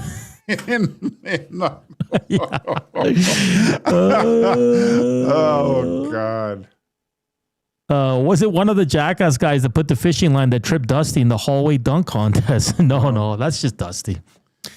That's just Dusty falling, landing awkwardly on his knee. Hey, let's get to inside the numbers for Play Alberta. Why limit your choices when you can have it all? Play Alberta is your go-to app for casino games, sports betting, and lottery all in one place. With easy access to real money games, you can enjoy everything Alberta has to offer right at your fingertips. Download Play Alberta now and start playing today. Joaquin, you know, a lot has been made about the Elks running game, that they lose when they don't rush the ball a lot. Like, for example, on Saturday, Rankin had 27 yards. Leak had 17. They lose the game. Mm-hmm. But I don't think that's the case. I broke it down by game here. I just want to go over it with you. So I combined Rankin and Leak. I don't put the quarterback in because the Elks don't call designed quarterback runs. It's usually a scramble. Yeah. I don't count that. Or a quarterback sneak or a quarterback bootleg, anything like that, right? Is there bootlegs? Do they do bootlegs? No. So I don't count. So I'm just going Rankin and Leak combined, okay, Joaquin? When they've hit over 100 yards rushing in a game combined, they have 2 wins and 1 loss. Really? Okay. So obviously good. Yeah. It's really good. When they're over 90 yards, because they've hit 2 games, 2 games of 95 yards, they have 1 win and 1 loss. This is an interesting one. When they're under 10 yards rushing, under 10 yards, Joaquin, okay? One game they had 6, one game they had 5, and one game they had 0 yards. They've won 1 game and lost 2. And the one with 0 yards, they won. Okay. Between 40 and 60 yards rushing, they have 1 win and 2 losses. And then they have a 70-yard game combined. They have 1 loss, 29 yards, 1 loss. So I guess what I'm trying to get at here is I think it's a misconception that if the Elks don't rush the ball, they lose the game. It's not necessarily true. I think it's more on the play calling and what McSimick's doing. You know, like you said a bootleg. You said play action. What did Reid say? Stop running a third and short from the shotgun. Yeah. Yeah. You know what I mean? So I think this lands on the OC of the Elks, Jordan McSimick, the creativity, like, because he always starts well. Like, he has these little creative, jet sweeps and receivers running across and he's tossing the ball. And then it kind of goes away. And saying that, like, Rankin's hit over 100 yards twice. It was a 105-yard game and the 204 game, which was used. Awesome. The O-line of the Elks is struggling mightily. Like, O'Donnell started. They struggled mightily. I think the good games Rankin has is just Justin Rankin. Breaking tackles, stuff like that. When Rankin rushes for over 90 yards, he's done that 3 times. They're all wins. Just Justin Rankin. So I'm kind of like all over the place with this because it shows that the Elks can win games when they don't rush the ball. Yeah. But I'm trying to think back to that 0-yard game. That was kind of a one-off. Right? That's Montreal. They stunk. They didn't have Davis Alexander. Yeah. It is interesting though, right? So it's. Well, I'd like to see the numbers from all the other teams. Yeah. How much and is what they like? Where's this number that correlates between rushing yards and victories, and where it falls off, right? Yeah, because Rankin, 2 wins, 105, 204. When Rankin numbers, he's won a game when he's been at 0 yards. He's won a game when he's at 92, and he's won a game when he's been at 36 yards. Yeah. So it's kind of all over the place. Now, is the rushing game incredibly important for the Edmonton Elks? 100% it is. Well, I think it's more important than you think a lot because Cody Fajardo isn't throwing, 30, 40. He shouldn't. Yeah, he should be, but he's not. Yeah. Like it's all, yards after the catch with him almost. That's what is needed. So correct me if I'm wrong, but if you're a threat for the long ball a little bit, I'm not saying Hail Marys here, but won't that open up the run game a little bit more? Exactly. Because then you're on edge. You're like, what are they going to do? Yeah. And it's either, okay, we've shut it down. Now they're just, how does Jay say, the dinky doink throws, right? Like the 5-yard dump offs. And stuff. So I look at it like this too, Joaquin, where... Isn't that the job of the OC to go, okay, here's what we're doing. This is what teams are taking advantage of. They know this, so we got to adjust now. Well, that's where I'm getting at, where it's like, I don't listen, Justin Rankin's the most important guy on this team in terms of offense, okay? He is currently 3rd in receiving. He's only like 10 yards off of the first place, Curly Gittins Jr., okay? Mm-hmm. So he's not only a good running back, he's good at catching the ball out of the backfield. He's good. His average is higher than any receiver. And the run game's important too. All I'm getting to is I don't think it's just don't go away from the run game because they still rushed the ball over 20 times on Saturday. Mm-hmm. What I'm saying is I think this lands on the OC. You got to get more creative. Well, yeah, it's not a playbook. It's a comic book for other teams to read now. It's just like, because Rankin's not going to break every handoff. He's going to get stopped for 1 yard or lose a couple yards. You just got to keep going to it. At the same time, get creative. Like I said, he's a good receiver. But the numbers show that, when Rankin's involved, obviously they have a better chance of winning. But they've also, when he's doesn't rush for that many yards, they're still there. They still have a chance to win. And they've won some games with not a lot of rushing yards. So this, for me, lands more on not so much McSimick's got to get the run game going. It's just you got to get better at calling plays. Exactly. And using your strengths. Yeah, for sure. I was inside the numbers, just looking at some rushing totals for the Edmonton Elks here. A big 5 games coming up. Like Reid said, they got to get to, what do you say, 10 wins? 8. So they got to win 3 of their next 5. Yeah. Is it tough sked, Hamilton, Riders, Winnipeg, BC, Calgary? It's not... I said they couldn't win before when they had a lot. So we'll see what happens, but you said Nick Anderson's out again, right? Well, he didn't finish the game. Yeah. Yeah, I think it was early in the third quarter, and he could have re-aggravated. That sucks, man, because he's so good. I was so looking forward to him and what he could do. And he was such for a first-year player last year, he was such a big leader, I thought, you know? He is. And you see him on the sidelines. He's with J.C. Sherrod. He's charting plays. Yeah. Like, he cares. He wants to. He's all in. Oh, yeah. Quickly, we got to get to a break here, but this just breaking in the NFL. Jaden Daniels, who underwent an MRI following the loss to the Packers, was diagnosed with a sprained knee. Not long-term injuries, but Daniel's status this week versus the Raiders is in doubt. Wow. What's going on with the quarterbacks? Quarterbacks and kickers, baby. That's the NFL right now. On the other side of the break, we will be joined by Preston Hodgkinson from the Daily Hive. He covers the Edmonton Oilers. He was all in on the 2 rookie games. We'll get a good assessment of who stood out, who needed to be better, and we'll also talk Connor McDavid, Stuart Skinner, and all that fun stuff that you love. Oilers talk on the other side of the break. Here's Scoop.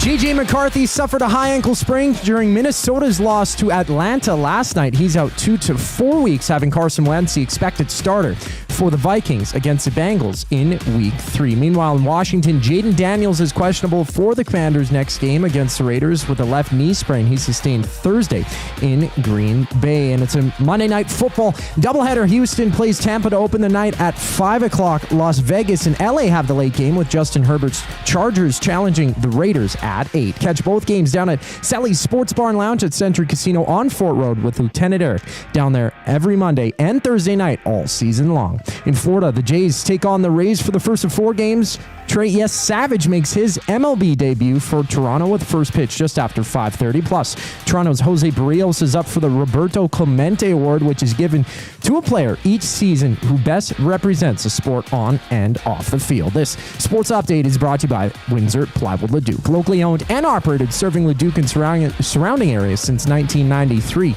They're more than just plywood. They offer everything from doors and flooring to decking, fencing, and custom millwork. Windsor Plywood Leduc. They're the experts you need to know.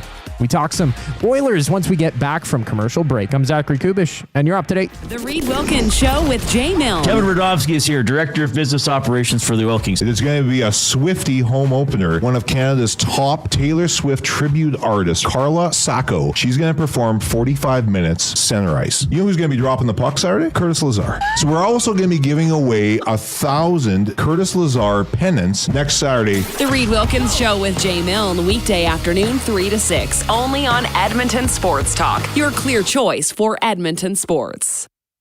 Taco Tuesday just got wild at the Canadian Brewhouse. New tacos and quesadillas are just $3.49 all day. And after 4 p.m., sip $5.99 spicy mango margaritas and enjoy $2 off Corona tankers. Let's talk about a good time. The Canadian Brewhouse.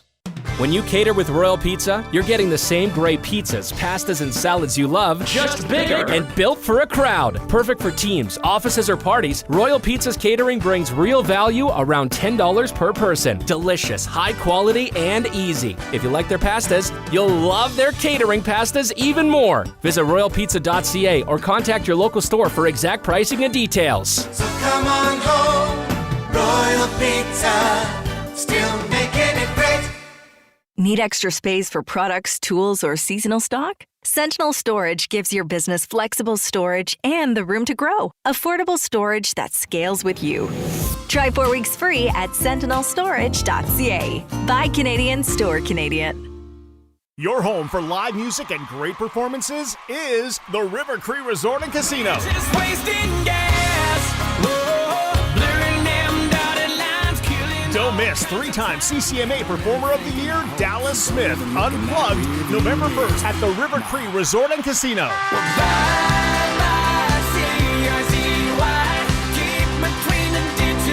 Get your tickets at rivercreeresort.com. River Cree Resort and Casino.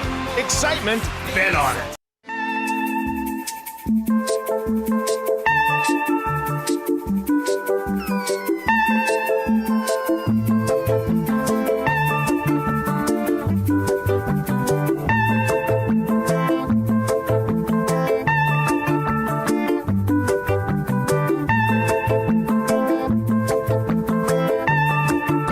What's up? Welcome back to EST Afternoons. Joaquin, Gage, Hernan, Salas, producer Zach Kubish in the house. It's been a fun show. Lots of CFL talk, NFL, of course, and now we're going to talk your beloved Edmonton Oilers. Whoa. They get going on Wednesday, medicals and testing, all that fun stuff. On the ice Thursday, first preseason game on Sunday, split squad with Calgary. And yeah, it's going to be a good time as we happy to bring in from the Daily Hive, Oilers reporter, Preston Hodgkinson. Preston, how you doing, my man? Not too bad. Thanks for having me on, you guys. Yeah, and thank you for taking the time to join us. Of course, we're going to be diving into the Edmonton Oilers season here right away, Preston. It seems like not a lot of time's passed since like a final, but here we are. Let's get to the weekend games. Of course, the Oilers rookies took on the Calgary rookies home and away, both losses. But for you, I mean, just from what I was able to watch, Matt Savoy looked just a step above most of the guys on the ice, probably the best guy in the Oilers colors. What did you make of Matt Savoy in these two games? I thought he looked good. I think he looked as advertised. He's a strong two-way player that can create some offense and is creative with the puck. You can't glean too much from two rookie games before the season, obviously. But I think it was a positive first look at what Matt Savoy is going to be bringing in training camp, preseason, and hopefully in the regular season as well. Preston, was there anything else that stood out to you, or was the coaching staff, did they allude to anyone that they were kind of that they thought had a good couple days, or is there someone that they would hope would stand out at this at these first two rookie games? Yeah, well, I wasn't able to really get into the post game stuff. I did watch both the games though. I think a lot of fans are talking about Ike Howard and how he didn't necessarily tear down the house in both these games. I think he had his chances, but he, he's still trying to get used to the pro level here. He's still trying to get used to being an Edmonton Oilers. So maybe a little disappointment on that end, but I wouldn't read too much into it. In terms of some unexpected performers, I think I've got a list in front of me here because I always forget their names here. But Viljami Marjala, I think he looked really good in both games. He was kind of an under the radar pickup from the Oilers last season. I think they signed him in the middle of the Stanley Cup final or something, so they really buried the lead on that one. But he looked pretty decent. Josh Szymanski, another one, got on the board on Sunday. I liked how he looked. David Lewandowski, he had I don't know if you guys saw it, that first goal of the game on Sunday. He absolutely was like a bull on the boards to retrieve that puck with a nice pass in front to Tommy Lafreniere, who got 2 goals as well, which is another guy that had a pretty decent showing as well. Preston, one player that we were discussing here before going on air with a few of the guys here, Connor Clattenburg, it just seems like this kid gets it. He knows what it's going to take for him to land a job in the NHL with the Edmonton Oilers. Feisty as hell. I mean, this guy will drop the gloves with anyone. Also chips in with a few points here and there. But do you agree in that sense where Clattenburg kind of knows the role he's going to have to kind of do to make it at the NHL level? And he's been damn impressive. He's definitely on the radar for the Oilers management. Oh yeah, for sure. Like he's the type of guy that knows he's not going to be Connor McDavid, Leon Draisaitl, scoring 50 goals, getting 100 points a year, right? He's a throwback player in every sense of the word, and he's going to grind and hit and get to the front of the net as much as he can. And NHL management seems to like that sort of thing. So if he keeps that up, I think I like his chances of appearing in at least a few NHL games over the course of his career. Preston Boakey, Oilers' top pick. How did he look? How's his adjustment coming from? It looks like, by all accounts, that he will be in Bakersfield this year.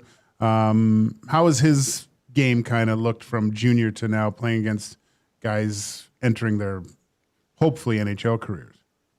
Yeah, I think it was kind of a quiet weekend for Bo. I think the Oilers' blue line in general at this rookie showcase was kind of quiet. I think it was just Bo and Damien Carfagna or something.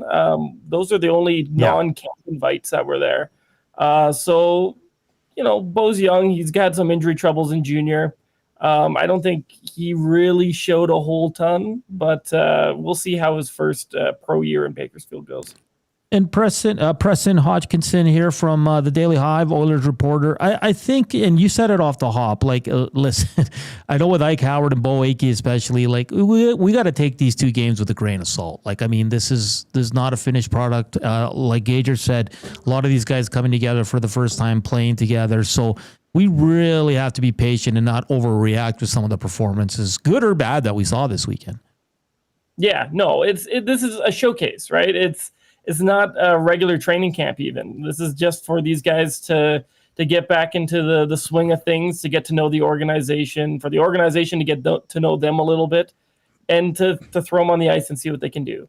And of course, like, a lot of these guys aren't going to be playing with each other. Like, these are not the lines that Matt Savoy and Ike Howard are going to be playing with the Edmonton Oilers, right? This is a very early thing in the season. So I say we should reserve judgment on all these players until we get a look at them in the preseason at least, and then in training camp as well. So I wouldn't overreact to Ike Howard not scoring 4 goals over the course of 2 years. So obviously the Flames win 2 of these games. Was there anyone on the Flames side that kind of caught your eye at all, that or even that the Flames could be high upon? I can barely remember the names of a lot of these Oilers prospects. I'm going to be honest. Fair enough. I was not looking over the aisle at the Flames as much. No, that's fair, Preston. One more on this game, then we'll get to the big club and, of course, the big story surrounding that. What did you make of Samuel Johnson, a European that was signed? It was funny because when he was signed, as you know, The goaltending here is always the hot topic, and people are like, "Can he play right now?" And it's like, pump the brakes. So, what did you make of his performance? Obviously, in a loss. Yeah, well, not the best first performance here in North America for Samuel Jansson. Had a fantastic year in Sweden last year, right? Like being named the goalie of the year in the second highest Swedish league is no small feat for him. So, yeah, I don't know. Like I said, underwhelming, but of course we can't look too far into it. This is a European guy coming over to the North American game. Things are going to move a little differently on the smaller ice here. Yeah. So, I still have lots of belief that he could be an Oilers goalie of the future here. Yeah, I can actually speak from experience. Going from even the small ice to the bigger ice surfaces is such an adjustment, and I can't imagine growing up on, because every rink in Sweden's Olympic size, right? So all of a sudden he's got to adapt to things, like you said, Preston, happening a bit quicker. Yeah, I was going to ask about the goaltendings a little bit, but it did look like a bunch of guys that haven't been facing guys with good shots, and just the communication. It did seem a little bit scrambly out there at times, and missed assignments. It's supposed to be scrambly, right? Yeah. These guys have never played with each other. This is like they're learning a whole new strategy, and they don't have a lot of time together. So to expect polished hockey is just unrealistic. Preston, obviously the elephant in the room, Connor McDavid's extension. We all await. Some fans are calm and relaxed. Other fans are freaking out right now and thinking this might be it. But, Connor, and what he said, he just said he's taking his time. How do you see this playing out? You think this is going to get done before game one of the regular season? Do you think it goes into the season? Do you think it goes into next summer? Where are you with what Connor McDavid had to say a couple of weeks ago and where we stand now with no extension in place? Yeah, I'm not panicking. I think it's natural, and I understand why fans in Edmonton are panicking that Connor McDavid is not under contract. And, you got all these trolls from Toronto being like, well, he's going to sign with the Maple Leafs on July 1st. I don't buy it. I think this is a guy that had a very, very, very busy summer. And then he's coming into Edmonton here, and he wants to make sure that this next deal works out for both himself and the Oilers. And to do so, he has to think over a lot of things. He has to think about the term, and that sounds like a very easy, I could decide that in an afternoon thing. But when it determines the next 3, 4, 5 years of your life, you're going to have to think about it with your family and with his wife and everything. So I'm not too concerned about it. I think McDavid is a very thorough guy in general, and he's not going to jump into something without turning over every stone. So I'm not too worried about it. I would hope that this would get done before the season, because it's already become a little bit of a distraction. Like, we had Calgary fans on Sunday chanting McDavid's leaving. Of all places. So imagine if this goes into the regular season. Oh boy, and have to go on the road and have fan bases doing like full buildings, not just a lower bowl, chanting stuff like that. And we had the Prime Minister talk about it. So to get the distraction out of the way sooner rather than later would be beneficial, but we'll have to wait and see what Connor decides to do. Well, go ahead, Preston. What do you think the biggest difference going into this year's training camp than last year's? I'm kind of alluding to the way that they kind of lost the Stanley Cup Finals in two different ways, right? Like it was close, but last year didn't seem close at all, and the demeanor of the core guys just seemed different. What do you think it is? Is this a team that's just putting everything behind them and moving forward? Because as we saw last year, it felt like they were like almost, we got to go through this whole thing again, and kind of, I think, added to that slow start.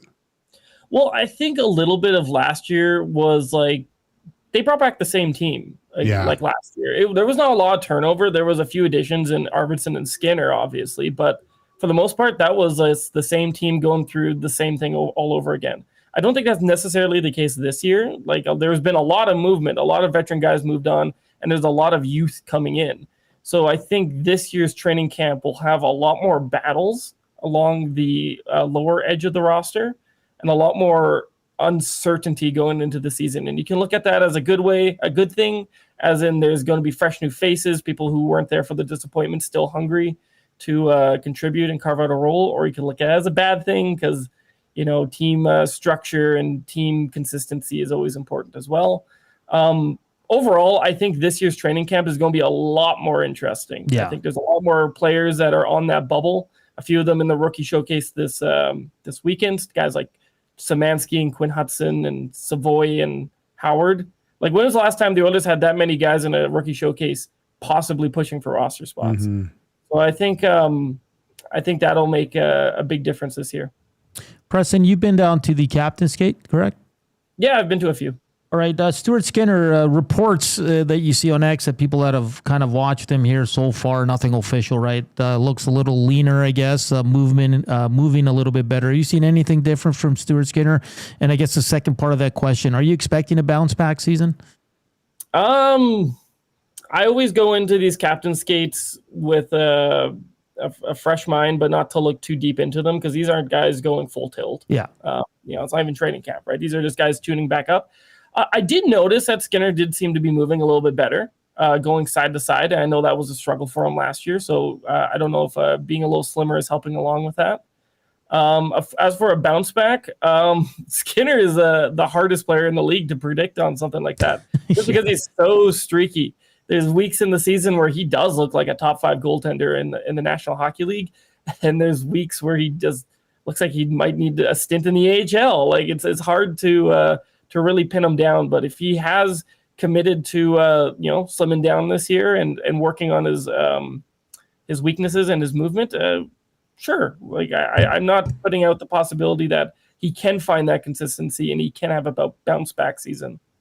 Preston, great stuff. Love your coverage of the Oilers. Everybody gets going on Wednesday. We're back at it with some Oilers hockey. All the best during training camp, and I'm sure we'll have you on during the season. Yeah, I'll talk to you guys later. All right. Preston Hodgkinson from the Daily Hive, Oilers reporter. I did see a few reports that it looks like Skinner slimmed down. You as a former goalie, I mean, that's not going to hurt him. Depends on the goalie. Like moving wise, like just being lighter maybe. Most goalies nowadays, they don't look like when I played, right? Like, if you were to look at Cujo or Bill Ranford, you would say they look like, trying to compare the athletes that they would look like with their shirts off.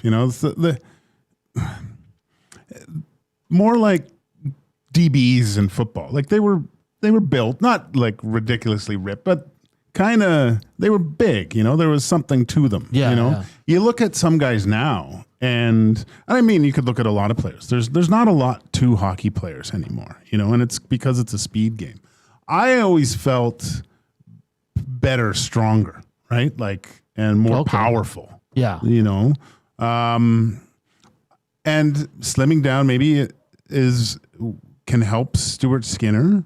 But like I said at the end of the season, the biggest thing that he has to work on is his skating and movement, right? It's not just because you're lighter doesn't mean you can move better, right? Okay. You still have to find that power. Yeah. And that comes from edge work, anticipation, tons of different little factors that can help you with your game. So I thought he looked slim last year compared to the year before. Okay. Right? So, but his two things that he needs to always work on is, the one, tape his stick. It's pretty easy. And two is that Lateral. Understanding of inside, outside edge work, so you don't end up on your stomach. Like you watch face planting. Watch Bobrovsky. Like that's Vasilevsky. You see those guys on their feet. They're like ballerinas out there. I'm intrigued to see just subtle little differences in his game, like how he plays, like, when he hugs the post, like you're always mad because he's on his knees. Well, right? Just the know when to do it and know when, those seem like real, like slam dunk plays. When it's close to the net, you can't get down quick enough to take.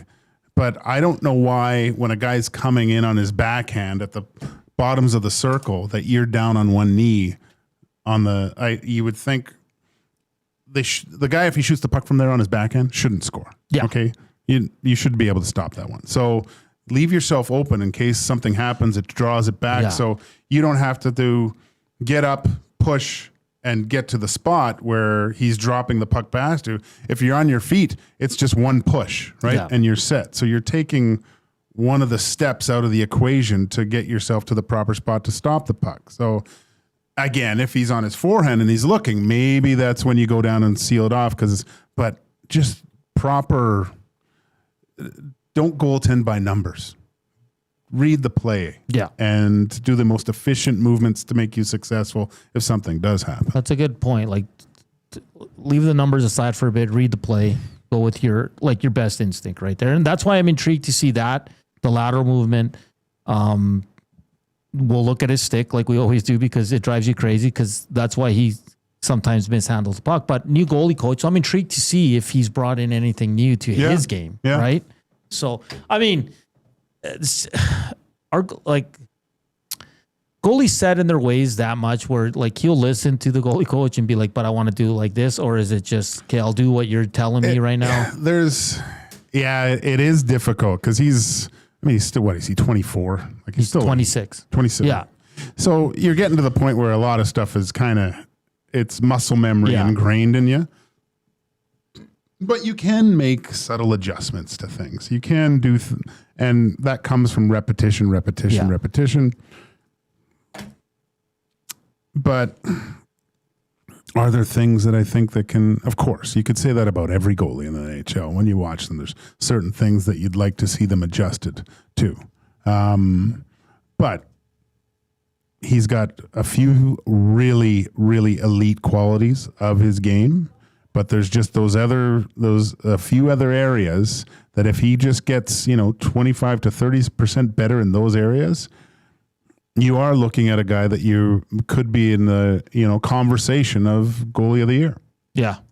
It's going to be interesting. I mean, he's outside of the young guys. I think Skinner's going to be one of the most watched guys during training camp in the preseason. It's going to be very, very interesting to see.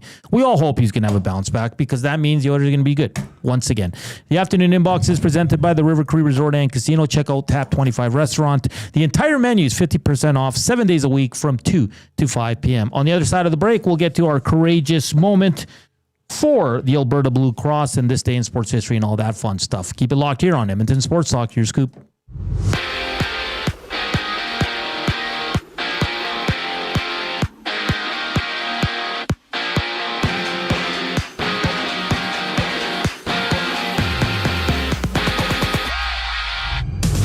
In the NFL, there's a couple injury updates. Washington's Jaden Daniels questionable this week against the Raiders after he sustained a knee sprain Thursday against the Packers. Meanwhile, Minnesota's J.J. McCarthy is out 2 to 4 weeks with a high ankle sprain he suffered yesterday in Atlanta. Carson Wentz, the expected starter for the Vikings when they battle the Bengals in Week 3. And tonight there's a doubleheader at 5. The Texans and Buccaneers hit the field with the Chargers matching up with the Raiders at 8 o'clock. Swing by Selly's Sports Bar and Lounge at Century Casino on Fort Road to catch the action with Lieutenant Eric. In the majors, Trey Savage makes his MLB debut for the Jays as they open their series with the Rays. First pitch goes at 5:35 with Toronto holding first in the AL East, up 4 games on the Yankees, who play the Twins at 5:40. And for the Jays, Jose Barrios has been nominated for the Roberto Clemente Award, given to the player who best exemplifies baseball on and off the field. This sports update is brought to you by the Capital Care Foundation. Financial support deeply affects residents at Capital Care, whether it's a one-time donation or monthly contribution. Every penny counts. Find out how you can donate at Capital Care Foundation.net. The final segment of EST Afternoons brings us back after the break. I'm Zachary Kubish, and you're up to date. Wing showdown time at the Canadian Brewhouse. Creamy street corn goes head-to-head with Mexican chili lime. 2 bold flavors battling for your taste buds. Grab them anytime, or just 69 cents every Wing Wednesday. The Canadian Brewhouse. Our house is your house. Running your own small business takes courage, and as it grows, so does your team. That's why Alberta Blue Cross offers health, dental, life, disability, and wellness benefits designed for small businesses, because we know a healthy team means a thriving business. Join over 5,000 Alberta businesses who have chosen us to help their business grow and succeed. Alberta Blue Cross takes care of you and your employees, so you can take care of your business. Visit ab.bluecross.ca to find a plan that's right for you. You've heard the name, but what does it mean? For over 66 years, William Huff Advertising has supplied signage from screen printing to digital to LED with design, production, and install in-house. It's a one-stop shop for all your signage needs. Edmonton owned and operated, William Huff has been trusted by the biggest companies and teams in the City of Champions and many others across the country to do the job. If you're looking for a way to get the word out about your company or event, they are the answer. Go to www.williamhuff.com. Their results speak for themselves. The leaves are turning, and just like golf season, time is running out to get in on Play Alberta's biggest offer ever. For a limited time only, new players can get up to a $1,000 casino bonus when they sign up. There's never been a better time to join the fun. Visit playalberta.ca today to get started with casino, sports, and lottery all in one app. Must be 18 plus to play. Remember, if you gamble, please use your game sense. Your home for live music and great performances is the River Cree Resort and Casino. Just wasting gas. Whoa, blurring them dotted lines, killing. Don't miss 3-time CCMA Performer of the Year, Dallas Smith, Unplugged, November 1st at the River Cree Resort and Casino.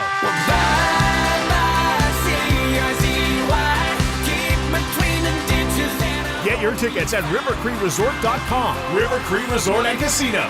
Excitement, bet on it.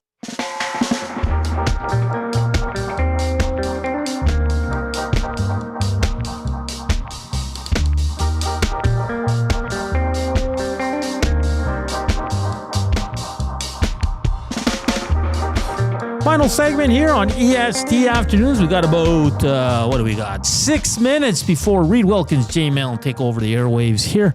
They'll take you right up until 6 tomorrow, full slate. And then the Esties. And then back to some regular Oilers programming. It's going to be great. It's going to be great. Hey, let's get to a courageous moment, which is presented by the Alberta Blue Cross. Every great play starts with courage. Alberta Blue Cross is proud to support Albertans through all of life's meaningful moments. That's the Alberta Blue Cross. I picked this gentleman because this person took a lot of heat and it took a lot of courage to do what he did. I'm going to go with Indianapolis Colts head coach Shane Steichen. Oh, wow. You know why? Because remember, I'm going with Daniel Jones as my starter. Yeah. And the pushback out. I remember. Yeah. Anthony Richardson. All his team has done since then is go 2-0. No, it's very early. Very early. Got to put it into context. Daniel Jones, 67% this week. Last week he was 75. He has 2 TDs, 0 interceptions. The team is 2-0. And like I said earlier, the team has yet to punt, Joaquin. That's amazing. Yet to punt. So good for, because when we were doing our NFL picks, I think I picked Shane Steichen, the first coach to get fired. Boy, was I wrong. But I think it takes a lot of courage. And as a head coach in the NFL, you have to have that courage to make a decision like he did, because Anthony Richardson is the young, like the shiny new toy. Everybody wants to see him play, but he struggled. And he goes with a guy who was New York just wanted to get rid of. Right? There's something to having a guy looking for a fresh start, too. Right. And who's had a little bit of success and a lot of bad times. Like there's value in that. You can handle it.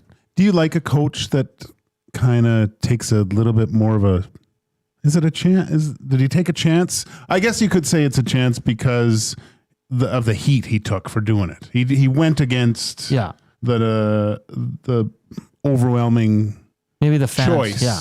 It would have been like if Killam went with Fajardo right away. Right? It would have been. It would have been kind of. Yeah.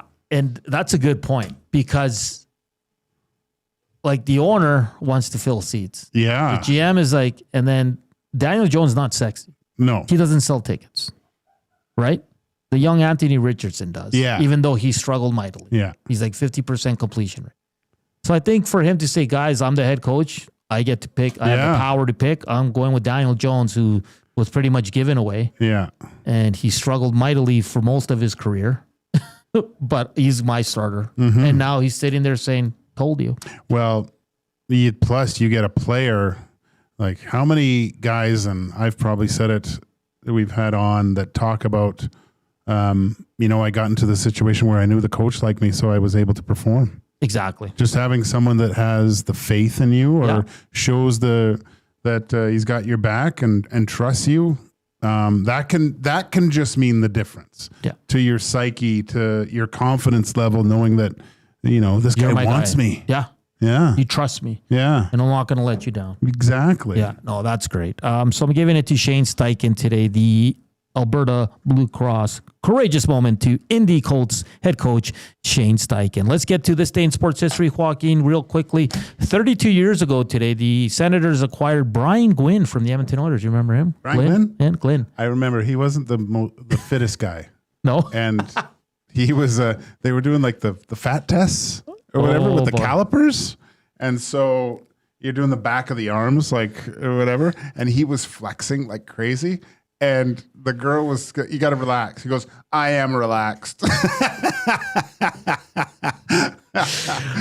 he had a hard shot, though, man. Yeah, I remember that. Number 6. What a bomb. Today, on this day in 2004, the NHL locked out its players. We all remember that lost season. 1978, on this day, Muhammad Ali defeated Leon Spinks to win his 3rd World Heavyweight Boxing title. Really? Today is also National Double Cheeseburger Day. Will you have one? No, why not? I'd like one. Is this the same thing as the video games day where they have the video game day and the video games day, and now they have the double cheeseburger day? But it's different than a single. It's different than a single or a triple. Is there a triple? The best double cheeseburger is at McDonald's. I'm upset we didn't talk about video games. Oh, I know. We totally forgot. I know. Oh. Hey, did you know on this day in 2001, Nintendo's GameCube was released? Really? Oh, there you go. The Cube. I never played with the Cube, and I don't even talk to the Cube. I played FIFA on the Cube. Did you? Yeah, I don't know why. I found the gameplay. I didn't have a Cube, actually. No, I had the Wii. I was an Xbox kid growing up. The original Wii. Yeah, so like it came out, 06 or something like that? And the GameCube was huge too, because it had specific games that the Wii didn't have. And I didn't even know this was a thing. And I went to my buddy's place and he had a GameCube. And it's a literal cube. Like they call it an Xbox. It's a box, right? Like it's an odd looking thing. The Wii sucked because I got it for my kids because it's fun. It's that interactive stuff. But I got the workout package that had the board and the weights and stuff. So I was all pumped because it was Christmas and I was setting it up. I'm going to make my own character. So I put my own guy in and I'm designing him, right? And then it said get on the the board. Because it weighs you. Yeah. And my guy that I created, I mean, it's the Wii guy, but he's fit, right? He's like got some muscles. And I got on that thing and it did the thinking. And then my stomach just went. And I became this big, huge, fat guy. It was awful. I never used it again. Hey, so have a double cheeseburger today and play some GameCube. Yeah. Also, Golden Girls, 40 years ago, premiered on NBC. And on this day in 1985, Smooth Operator was debuted. Carlos Sainz? Smooth Operator. Smooth. What's her name? Sade? Sade. That's a good song. That's what Carlos Sainz says when he would win. What? Smooth operator. Oh, really? Yeah. I'm a smooth operator. You sound like him. I know. Oh, it's good. It's been a fun show. Big shout out to Reid Wilkins for joining us today and Preston Hodgkinson from the Daily Hive. Thank you for watching and tuning in to us today. We appreciate it. Like always, stick around. Reid Wilkins, Jim Milne coming up from 3 to 6. We're back tomorrow starting at 6 a.m. with the Nielsen Show. Give us a like. Hit that thumbs up. We love you. We'll chat tomorrow. For Coop, Gage, I'm Salas. Enjoy the day. Chowders.